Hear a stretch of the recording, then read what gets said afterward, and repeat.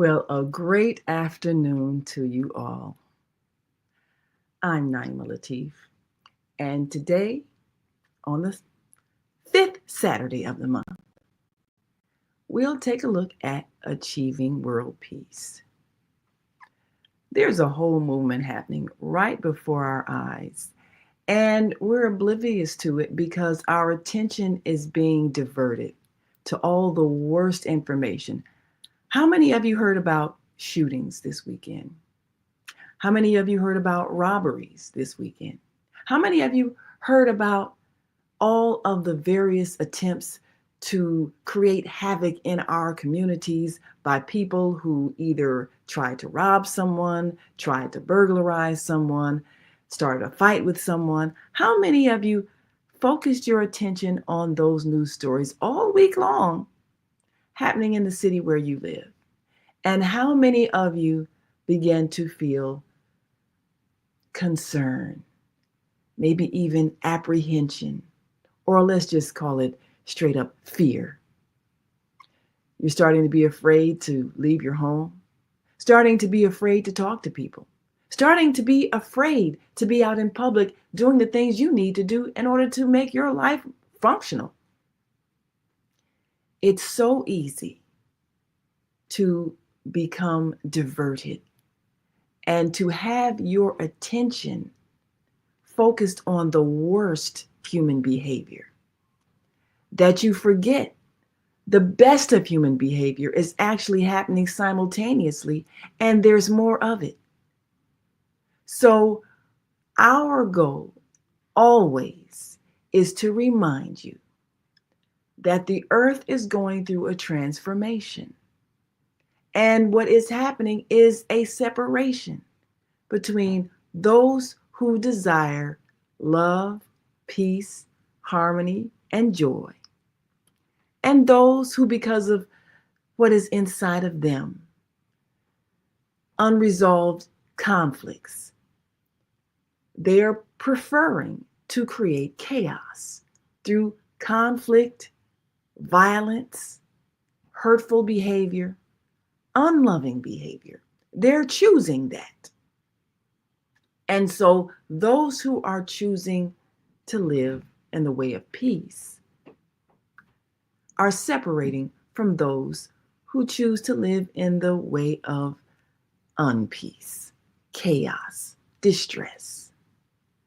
But if you keep your attention focused on the bad news, then you're like somebody who is choosing to step into a mud puddle and waddle in it. You're choosing to keep yourself in the mud when you could have chosen to simply step around it and keep walking. It's a choice. And that choice is made because you're not aware of the better choice that's available. And a whole world that's happening with people who get along, people who appreciate each other, people who are not afraid of each other, people who share with each other. That's happening right under your nose. But if you allow yourself to be diverted, you won't see it. So today we want to bring you a reminder that a world of peace is already here and you can choose to live in it. The organization Heavenly Culture World Peace Restoration of Light is operating all across the world, changing lives and recognizing those who are helping in that process. So when we come back, we're going to bring you a special ceremony held in Chicago that honored those whose works are daily changing lives. And many of these people, if you're in the Chicagoland area, or you just may have heard of them because they are national and even global, you'll realize that the good work being done is much more powerful than the work that is distressful and disharmonious. And you can choose where to focus your attention. We'll be right back with Heavenly Culture, World Peace, Restoration of Light, HWPL, honoring the peacekeepers. We'll be right back. Stay with us.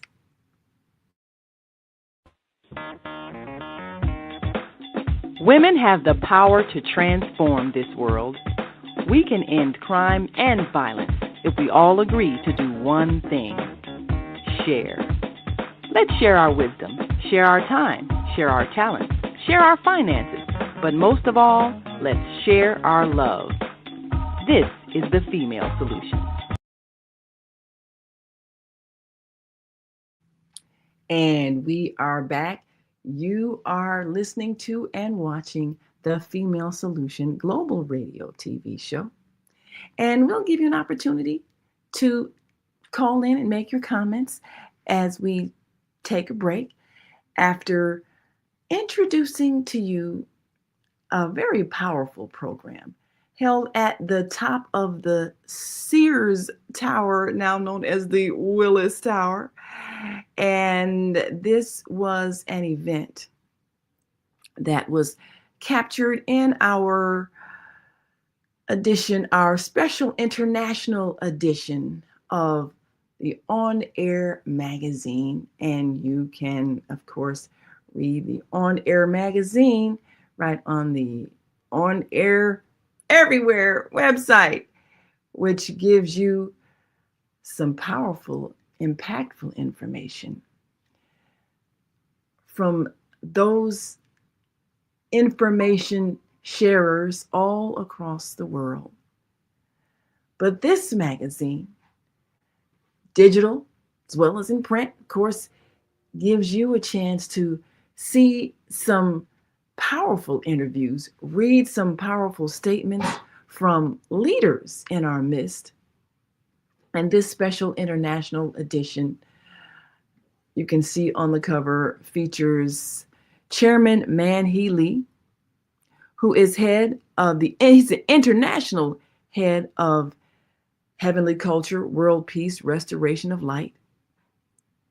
And for those who know him, you can also see on the cover of the magazine one of our great judges that will be part of this ceremony being honored, because this is an edition that honored those who are making a difference across the Chicagoland area.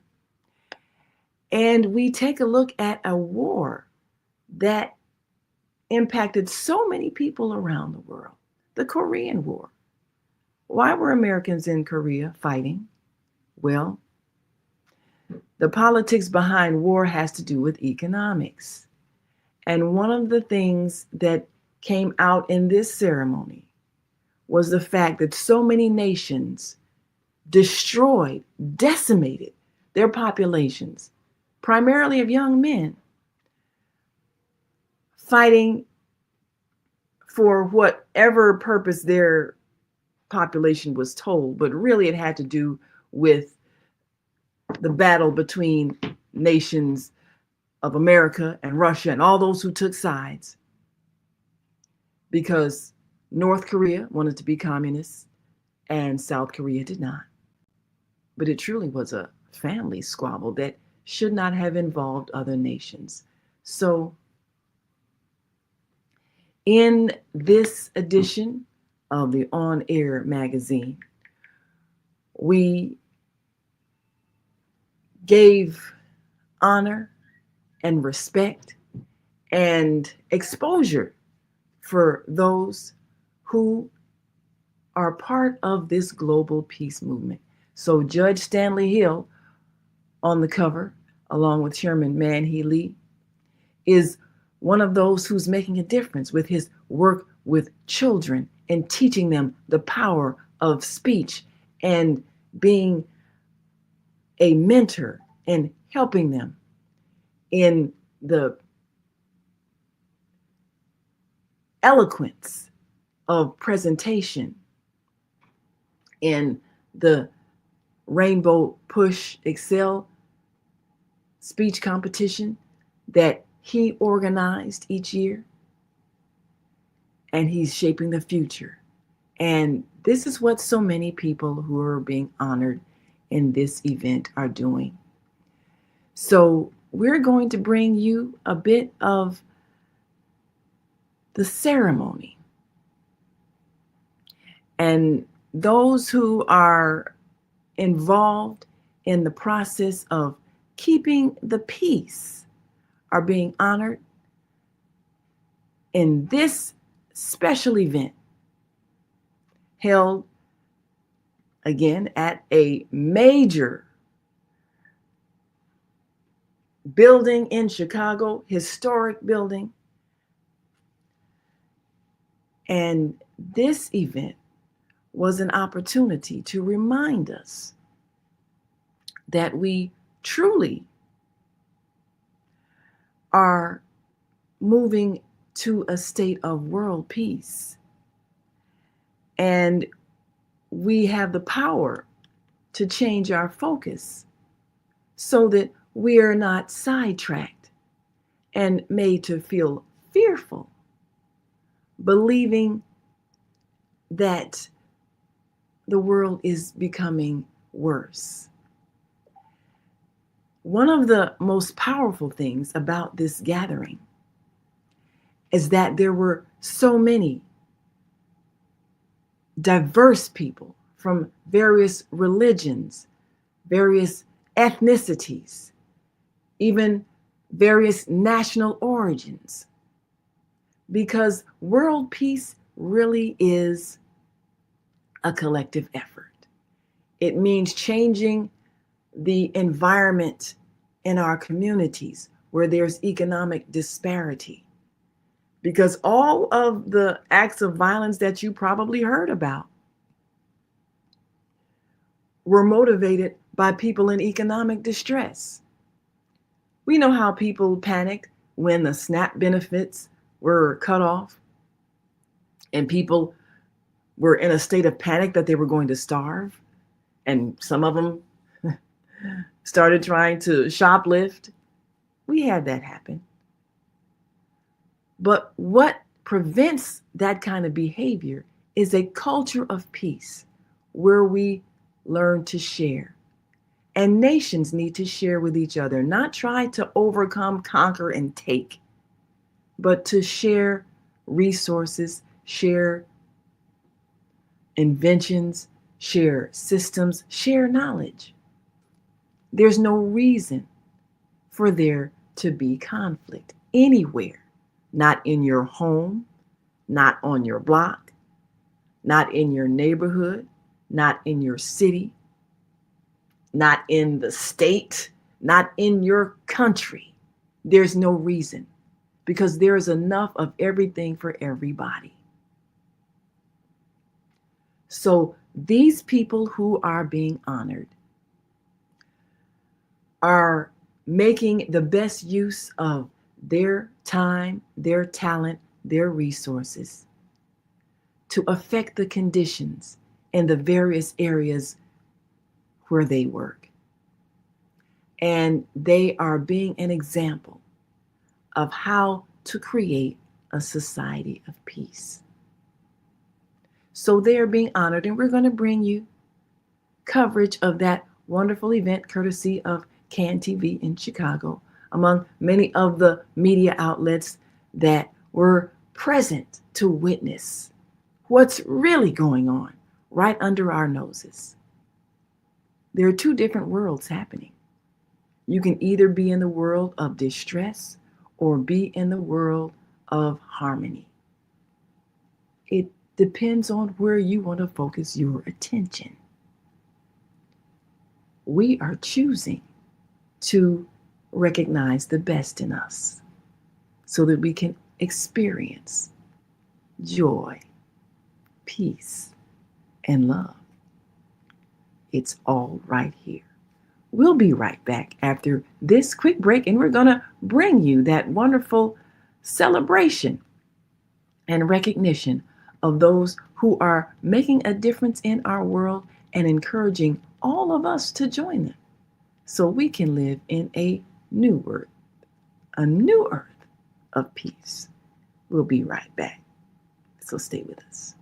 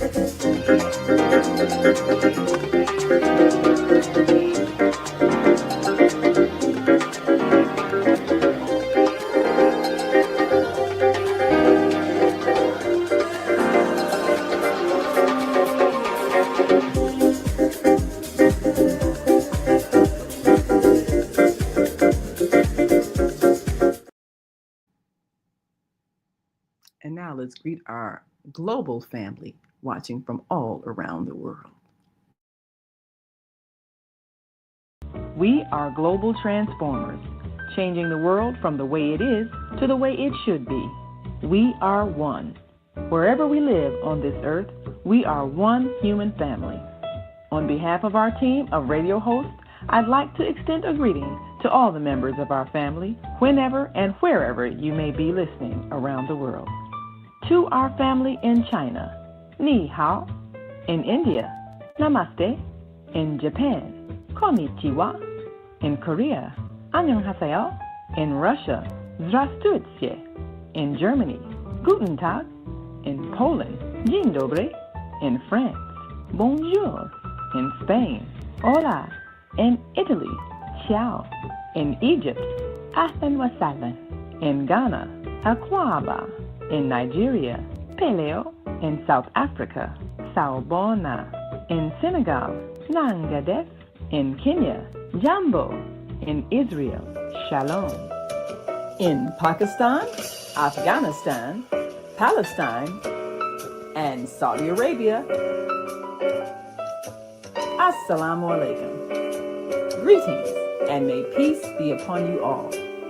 Join us live on the on-air radio network called 727-731-5192. We want to talk to you.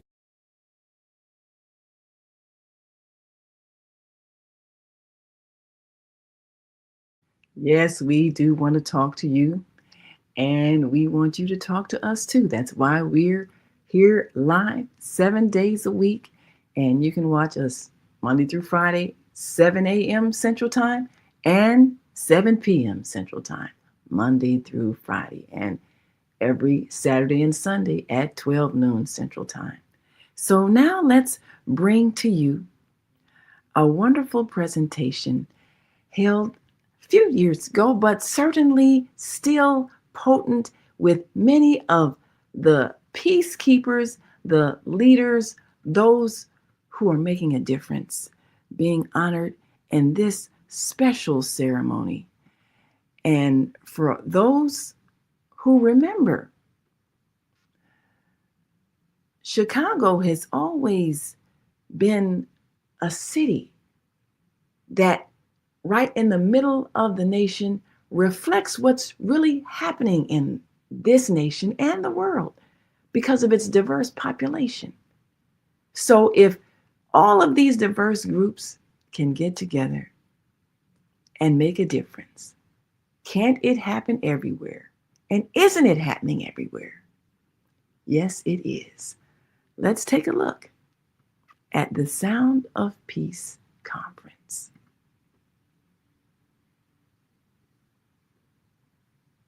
Advocates. My name is John Davis, and I will be your MC tonight. Thank you for coming out tonight to the Sound of Peace in Chicago Conference. As it is now summertime here in Chicago, many people are gathered with their families and friends to soak up the warmth, of course, and create beautiful, beautiful summertime and springtime memories. But sadly, The scene of peace and serenity isn't a universal reality for all of Chicagoans or even the United States. Our streets have become war zones where innocent people get caught in the crossfires. There were 2,785 victims of gun violence in Chicago last year alone. Of that number, 650 were fatal gunshot wounds. Despite our collective efforts to achieve peace, we have yet to feel fully free and to free ourselves from war and violence that so often devastates our communities. HWPL Chairman Man-Hee Lee knows this devastation all too well, as he himself is a Korean War veteran that had to fight against his own brethren in a divided nation. Because Chairman Lee has witnessed firsthand the destruction and loss of life brought on by war, he has made it his mission to travel the world and advocate for the cessation of war. In line with HWPL's work, the purpose of tonight's conference is to restore the hope that we can and will enact change together.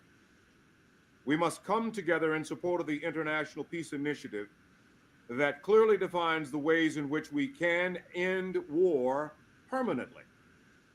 This International Peace Initiative is the DPCW, Declaration of Peace and Cessation of War, a bottoms-up approach to peace building that includes 10 articles and 38 clauses, ranging from topics such as religious freedom to repurposing weapons for humanitarian purposes. The DPCW is the answer to how we can cease coercion and threats of violence against nations and their people. Instead of building nuclear weapons, let us then turn our attention to build each other up and to create a world that we are so proud to leave to our future generations. I know that you all came out tonight to hear the words of peace advocate Chairman Lee. Regrettably, he will not be joining us tonight due to an unforeseen change in schedule. Instead, we will watch a video of the speech he recently gave at the United Nations on May 31st, 2018, for their intercultural dialogue for peace development. But tonight's event will proceed as follows. First, we will listen to a series of speeches by 6 guest speakers, followed by a short video from HWPL, cultural performances, HWPL, Chairman Man-Hee Lee's UN speech, and then we will have the peace letter and unification letter ceremonies, followed by the HWPL publicity ambassador ceremony reception. And before we go into the first part of this event tonight, HWPL would like to recognize a few distinguished guests that have joined us tonight. Guests, as I announce your names, would you please briefly stand where you are and then return to your seats, of course. Let us give a round of applause for Secretary General of the U.S. Council of Muslim Organizations, Osama Jamal. Judge Stanley Hill. Cook County Department of Veterans Affairs Director Bill Brown. Imam Dean Mohammed. Chancellor Dr. Wasiullah Khan. And Dr. Willie Wilson, who will be joining us, I think, a little bit later. As many of you know, he is running for mayor of Chicago and wouldn't miss this opportunity at all. So we expect for Dr. Wilson. Is that Dr. Wilson? Yes, Dr. Wilson, come on in.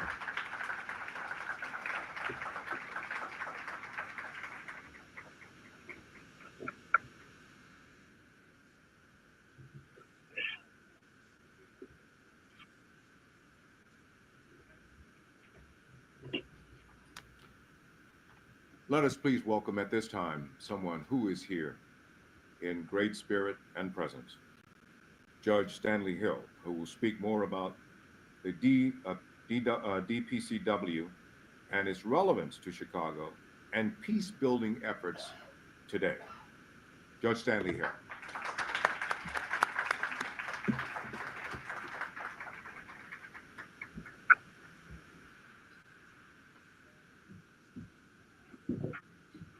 Good afternoon, everyone. First of all, I'd like to thank Chairman Manhee Lee and HWPL for bringing Sounds of Peace to Chicago.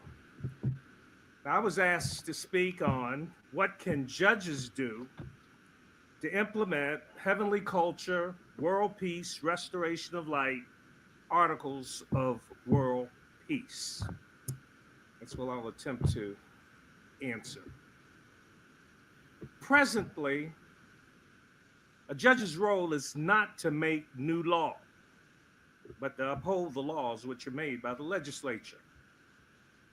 While making a decision about a case, a judge must follow the precedents set by higher courts with respect to the situation and the conditions that are applicable. A judge's freedom is restricted by the rules of precedent given to them to follow. A judge may not pursue his own notions of justice, ignoring the limits of the law. Since the legislature cannot define each and every possibility, there arises a need for judges to interpret the law. It is here that judges can so interpret to implement the Universal Declaration of Human Rights endorsed by HWPL. Courts may acknowledge in their rulings that all members of the human family enjoy human dignity and equal and inalienable rights, and that these rights represent a necessary tenet of the preservation of freedom, justice, and peace throughout the world. Thus, courts can confidently give effect to constitutional policies like equality, social economic justice, and the recognition of the rights of all individuals to a more meaningful life. Let justice be done to all people. If the strong oppresses the weak, confusion and discontent will ever mark the path of humankind. But with love, faith, and charity towards all, the reign of peace and plenty will be heralded into the world, and the generations of humanity shall be blessed. Our world is an increasingly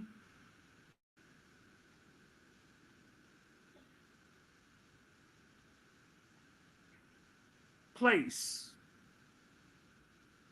of violent conflict, hatred, and brutal atrocities, even in the name of God and religion. No religion is immune from forms of individual delusion and ideological extremism. We must be attentive to every type of fundamentalism espousing hatred and acrimony. Rhetorical slandering of any people is unacceptable. The contemporary world, with its open wounds which negatively affect so many of our brothers and sisters, demand that we confront every form of polarization which would divide us. We cannot allow this level of violence to continue without mobilizing a response. Our response must be one of hope and healing, with love, faith, and charity for all. Our efforts must be at restoring peace, righting wrongs, maintaining commitments, and promoting the well-being of all people. The challenges facing us today call for a spirit of cooperation. The complexity, the gravity, and urgency of these challenges demand that we pool our resources and talents to support one another with respect for our differences and our convictions of conscience. Violence leads to more violence. Hatred breeds more hatred. Revenge does not bring us true happiness or peace.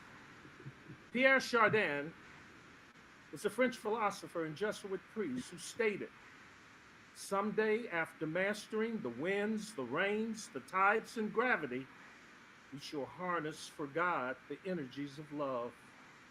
And then, for a second time in the history of the world, humanity will have discovered fire."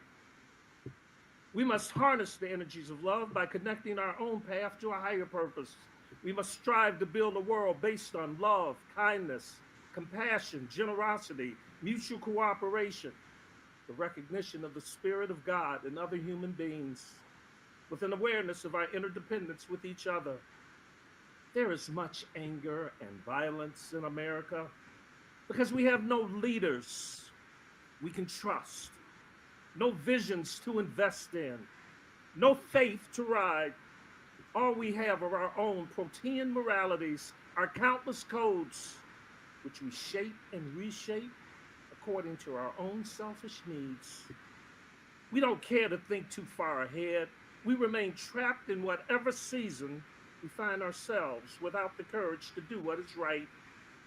As we grapple with the complexities of our age, I suggest that we agree upon one thing, that a crucial measure of our success in life is the way we treat one another in our lives. When we lessen the burden of living for those around us, we are doing well. When we add to the misery of the world, we are not. Our norm must be to love God with all your heart, with all your soul, and with your entire mind. That is the first and great commandment. And the second is, thou shalt love thy neighbor as thyself. Faith in fundamental human rights, in the dignity and worth of human persons, in the equal rights of men and women, in the promotion of social progress and better standards of life for people and future generations, and in the need to facilitate peaceful coexistence among the world's religions, beliefs, and ethnicities. We must pursue and promote these goals if we are to cool the flames of violence and bring about world peace. Eternal God, by whose power we are created and by whose love we are redeemed, guide and strengthen us by your Spirit, that we may give ourselves to your service today and each and every day in working for peace. Amen. Thank you. Thank you, John.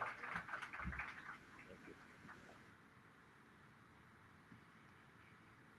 you. Yes, quite a powerful presentation and powerful words to remember. We're going to take another quick break and come back, and we'll talk a little bit about that DPCW,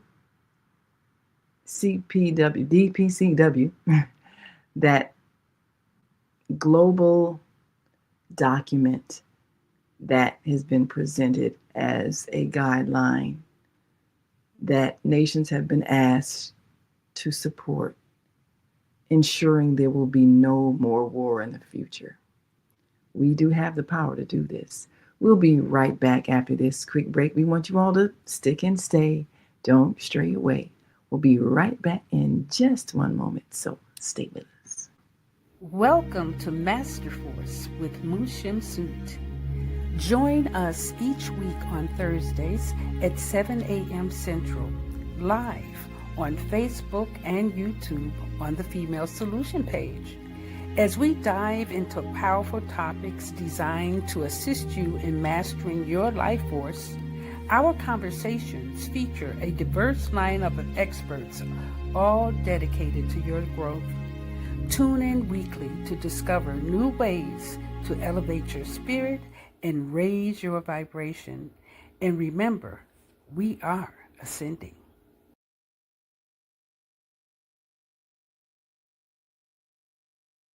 Yes, we are ascending. And that's important to remember. There is a new mind that is evolving. And if you allow yourself to be diverted into the worst of news, you're going to feel bad every day and you're going to miss it. So there are more presenters, but before that, we want to take a look at that document. And there are those who may, in fact, be aware that there are so many across the world who are agreeing to the principles in this document. So we can be assured that this next generation is not going to continue this climate of fear.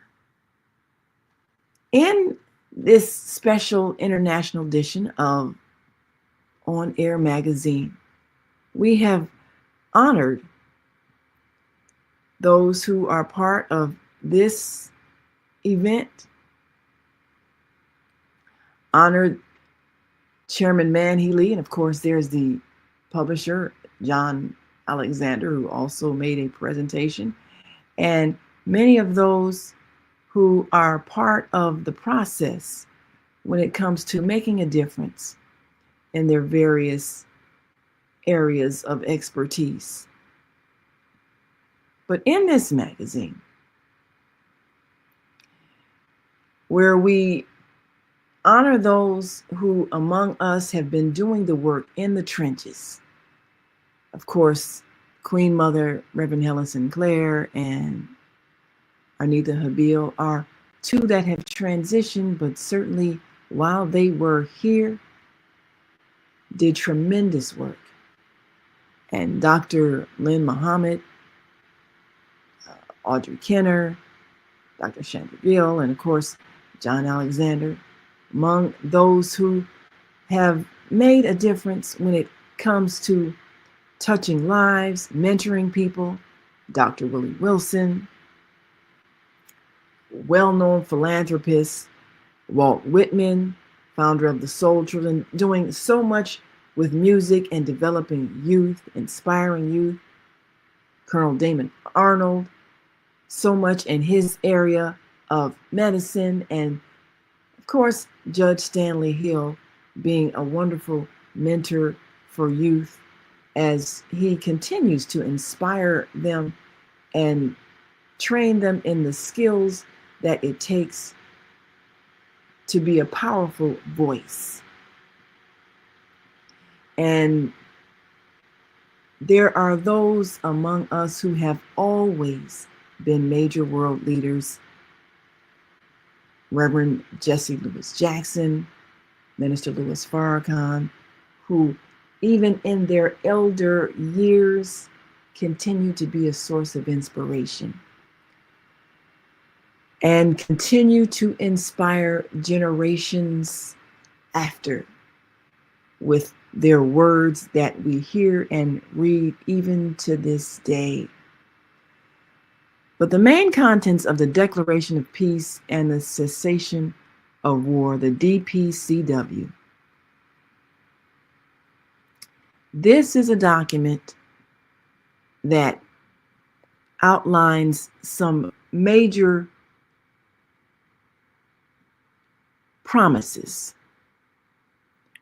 And this has been presented to the United Nations, and all nations are asked to sign on to this as a way of life. States should solemnly affirm that they refrain from the use of force in all circumstances, save where permitted by international law, and should condemn aggression and as constituting an international crime. Moreover, states should prohibit any act or threat of violence, whatever its motives or purposes, that occurs for the advancement of an individual or collective criminal agenda, and should abstain from interference in the internal conflicts of other states.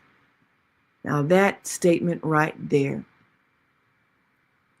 makes it clear that there is no reason, no excuse for interfering in another state's conflict, so that we will not ever have a situation that led to what became nearly a world war with the Korean War, which was a conflict between a nation.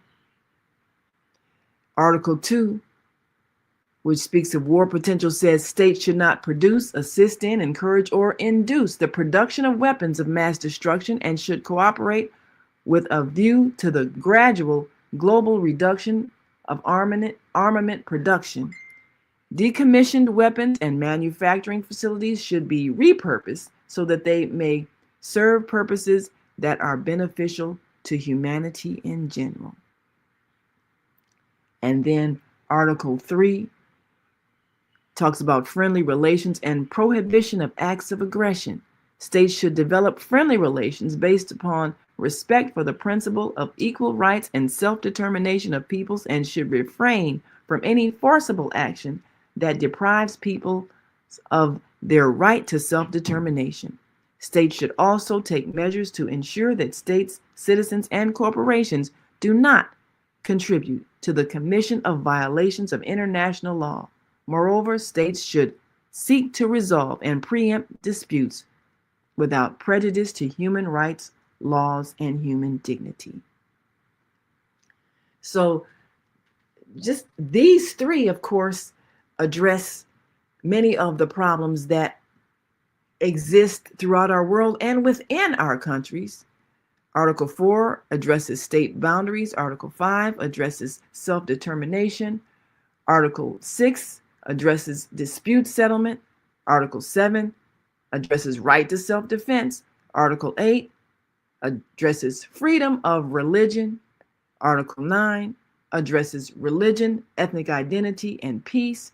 And Article 10 addresses spreading a culture of peace.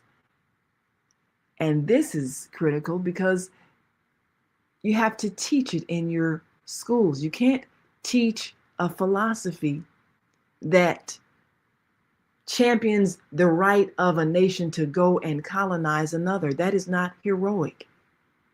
And that is not something that our children should be taught to admire and emulate and plan for. So Article 10 on spreading a culture of peace says states should recognize and engage with groups and organizations that seek to further the cause of peace as a global movement. Heads of state and heads of government should act to support this declaration to bring about the cessation of war. States should promote a culture of peace, including ensuring conditions in which education is imparted to promote respect and mutual understanding among different religious beliefs and ethnic groups. So, a nation like America, with all of its diversity, we have the responsibility to teach within our educational institutions respect for all.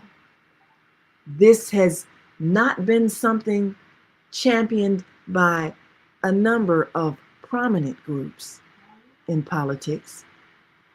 So we're going to take another quick break and come right back.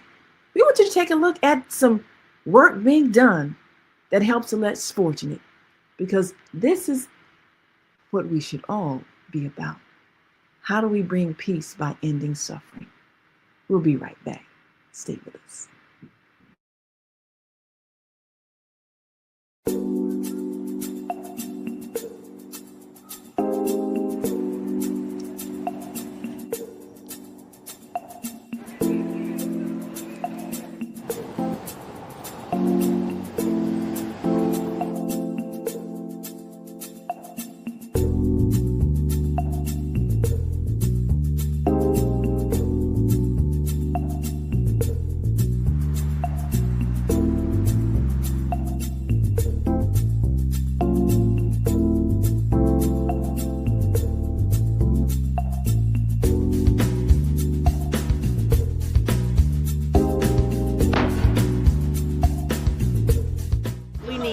for the homeless. Because my little brother, in which we're doing this documentary for, Douglas Robinson, your death will not be in vain.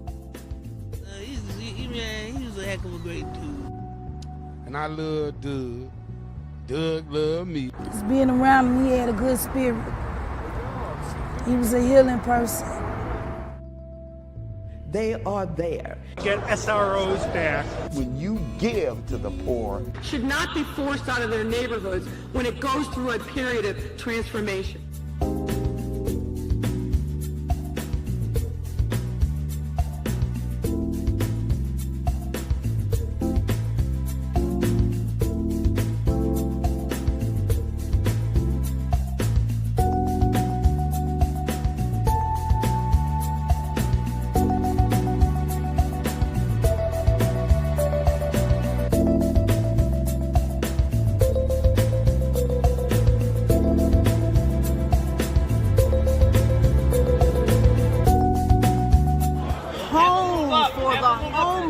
Because there are too many people who are losing their homes to taxes because they can't pay a $1,000 tax bill.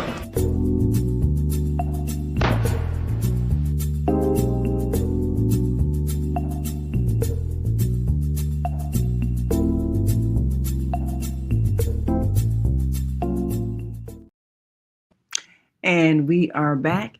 You're listening to and watching the Female Solution Global Radio TV show. I'm Naima Latif. We're going to continue with the Sound of Peace Conference held in Chicago. And we heard the wonderful, illustrious voice of someone who you may remember hearing as a voice of the news, John Davis, always giving us a powerful presentation.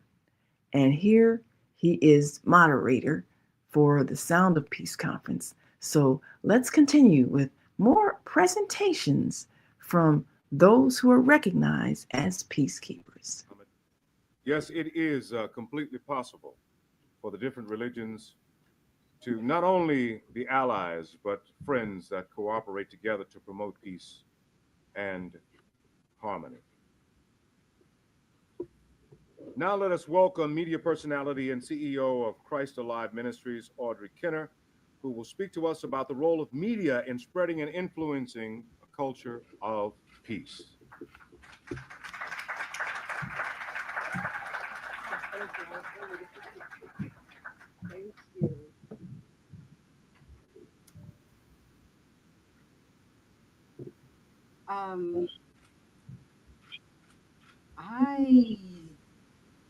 Okay. Good evening, everyone. Good evening. It is truly an honor to be here. I've collaborated with HWPL for years in their interfaith dialogues, where I am always inspired, motivated, and filled with hope. As a media personality, HWPL's work often makes me think about how peace, war, and violence are portrayed in the media. As I find myself exposed to images and storylines of mass shootings and riots and corruption rather than narratives that uplift the human spirit and promote peace and conflict resolution, I cannot help but wonder how many people are negatively affected. Sadly, I must admit, I find myself believing at times that there is no hope for peace. I find myself wondering how many others are being silently inoculated by powerful rhetoric and left feeling like war is necessary and peace unattainable. As a nation, we are becoming more and more desensitized as we daily consume violence. But are we becoming so desensitized that violence feels more natural than peace? Has violence become so embedded in our culture that we have come to accept and normalize a culture of violence destined to be passed down from generation to generation rather than a culture of peace destined to be passed down from generation to generation. Ladies and gentlemen, the voices of peace must be heard, and media has the power through stories and information to impact the masses. Media must respect this power to influence for good or evil or war or peace. Truth must be told through fair and balanced imagery and storylines. We must give power and media presence to those who lift up their voices and cry out for peace. Those who work tirelessly for peace deserve their stories not only heard, but news of their efforts should be spread far and wide. The media has a responsibility to the masses to report in a professional and unbiased manner and to bring to light more voices of peace and more of the world's work toward peace.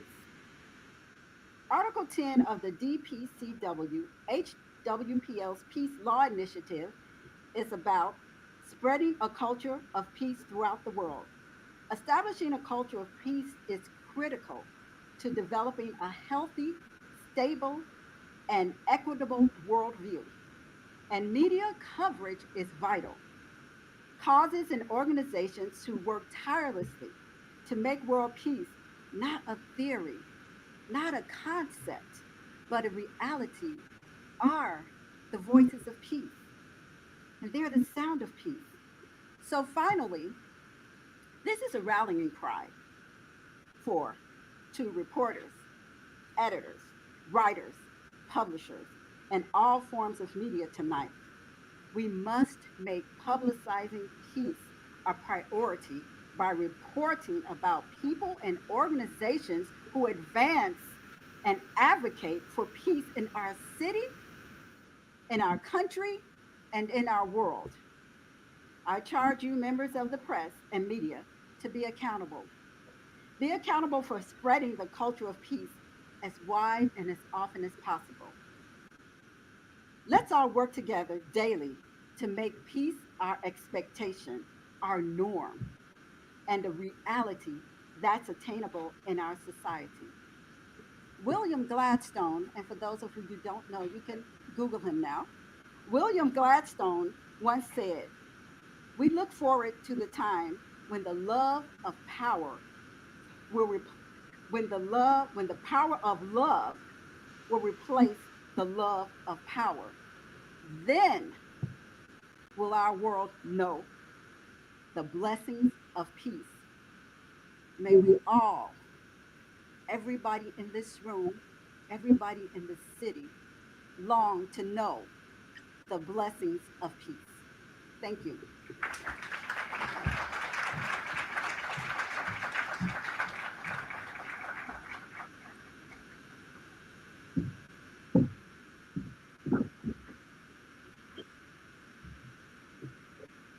Ms. Audrey Kinner, thank you again for that speech. You're right that media is a vital tool in not only influencing the public's perception of peace and its attainability, but also in informing people and encouraging them to move together as one in order to enact the kind of change that we want. Last but certainly not least, please help me welcome my friend, Naima Latif of Naima Latif Communications. Ms. Naima, who has had a long-standing interest in the affairs of the Korean Peninsula, will now come forward to discuss the reunification of the Koreas and the greater implication and effect that will have on international peace-building efforts in severely war-torn countries. My sister, Naima Latif.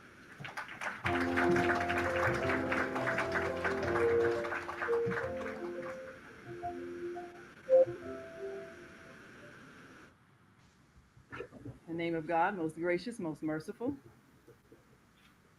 I greet you all with the greetings of peace. Assalamu alaikum. Alaykum salam. And peace be upon all my brothers and sisters. When I visited South Korea last September 2017 for the third commemoration of the Warp Summit held in Seoul, South Korea, I had an opportunity to visit the South Korean War Memorial. Now, this is a museum that contains the history of war. And in that area, because it is a peninsula located between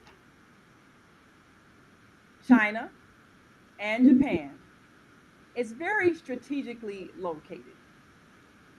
And so, for centuries, China and Japan have been fighting wars since before Christ to the present time.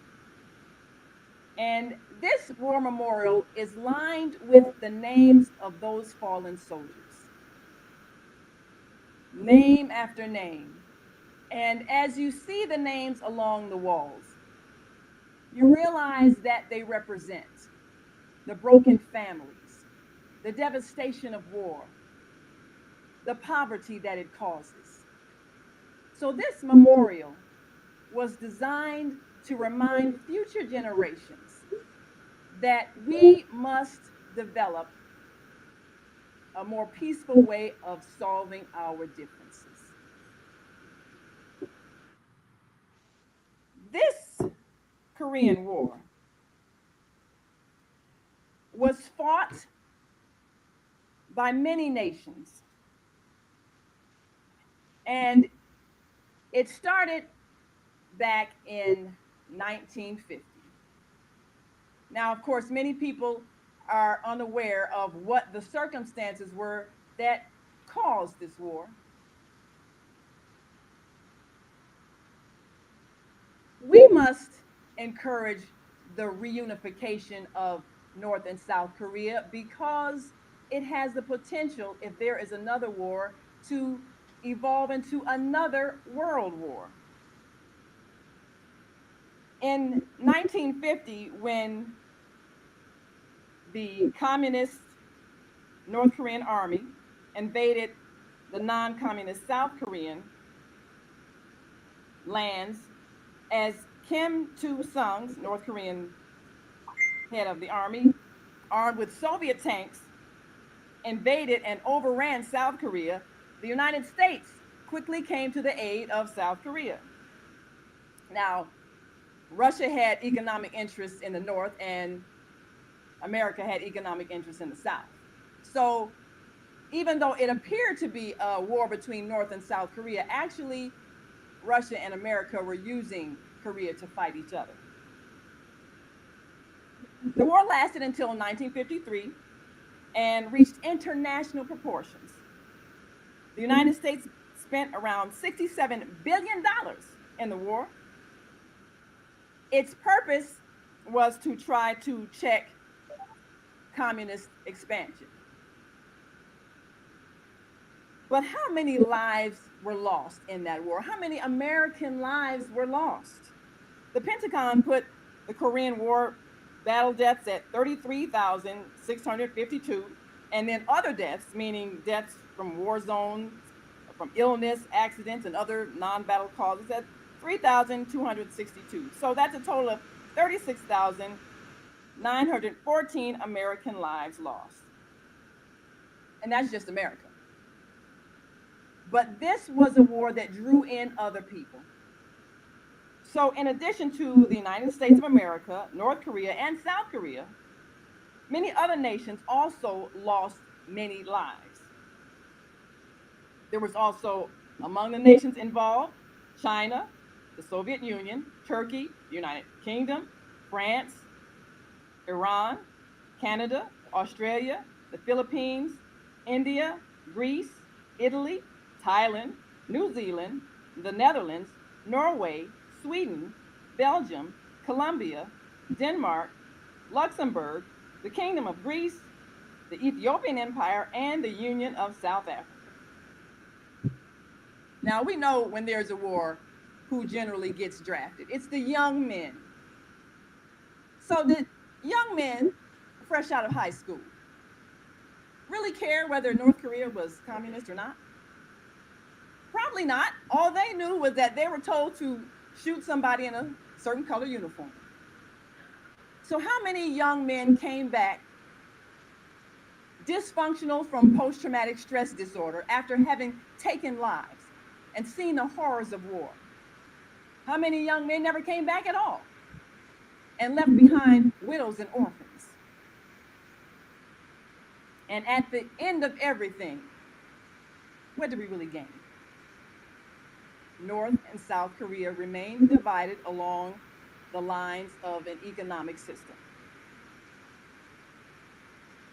North and South Korea must reunite to serve as an example for all the many divided nations in the world, where people are fighting over differences in religion, in culture, in language, or just old tribal differences.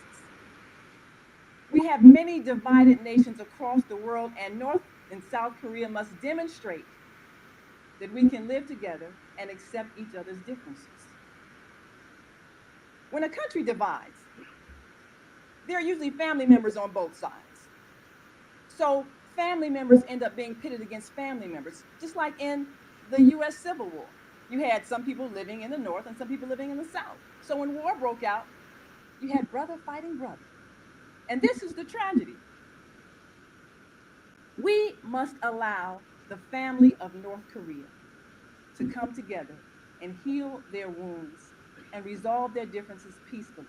We as a global family must encourage it with our voices, our words, our letters, asking our leaders to support this peaceful reunification. We must make it clear to our leaders that we will not send any more of our people out to kill others. We must make it clear that war is simply not an option.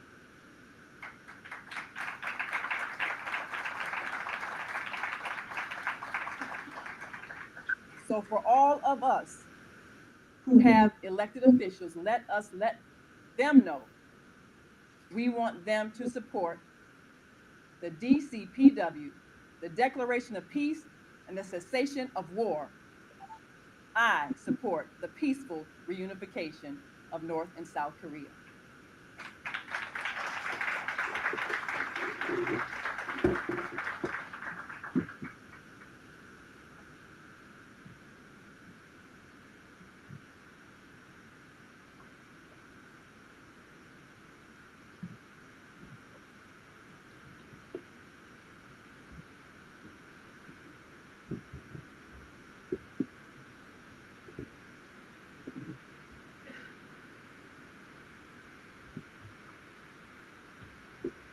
Truly, we are not only being enlightened, but inspired tonight.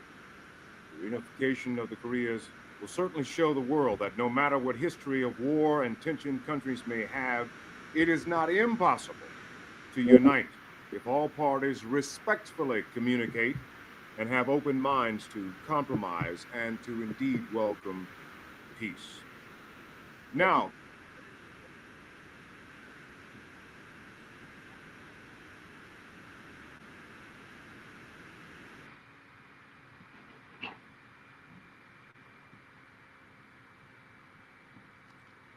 Yes, powerful presentations from so many that night. And we're excited because we see the continuation of a worldwide plan for peace. And as our sister Audrey says, the media has to choose to report those things that help us see that the world is changing for the better. So if we, the conscious journalists, give you good news, you have a choice on where you're going to put your eyes and ears. And if you're choosing to watch the stories that make you fearful, make you suspicious, make you too afraid to come out of your house. That's a choice you're making, to live in a decadent world, when in fact, the world has divided. And there are those who are choosing peace, and they're living in peace, and they are enjoying the harmony with their neighbors, because this is what they are choosing to reflect in their lives. Make a choice. Follow us every day on the Female Solution Global Radio TV show. We will bring you the good news of people that are making a powerful, positive difference. And you can join us wherever you are in the world. Whatever you've chosen to do is your vocation. You can choose to be a part of a new earth of peace. That is what we are creating. And you can choose to focus your attention on those who are making it happen. I'm Naima Latif. Thank you for joining us today, and join us tomorrow. We'll be back 12 noon with From Sea to Systems with Cicely. Join us Monday through Friday, 7 a.m. and 7 p.m. for some powerful voices. And make sure you are among those who are choosing peace. Until next time, continue to shine your light.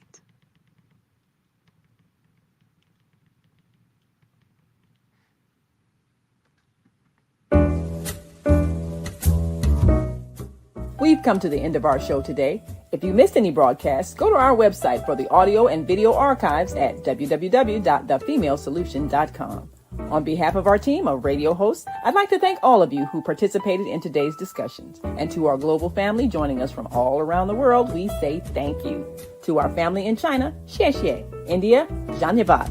Japan, arigato. Korea, kamsamnida. Russia, spasiba. Germany, danke. Poland, dziękuję. France, merci. Spain, gracias. Italy, grazie. Egypt, shukran. Ghana, madasi. Nigeria, eshe. South Africa, ngiyabonga. Senegal, jareh. Kenya, asante. Israel, toda. Pakistan, shukriya. Afghanistan, tashakur. Saudi Arabia and Palestine, shukran. Assalamu alaikum wa rahmatullahi wa barakatuhu. Thank you, and may peace be upon you and the mercy of God and God's blessings.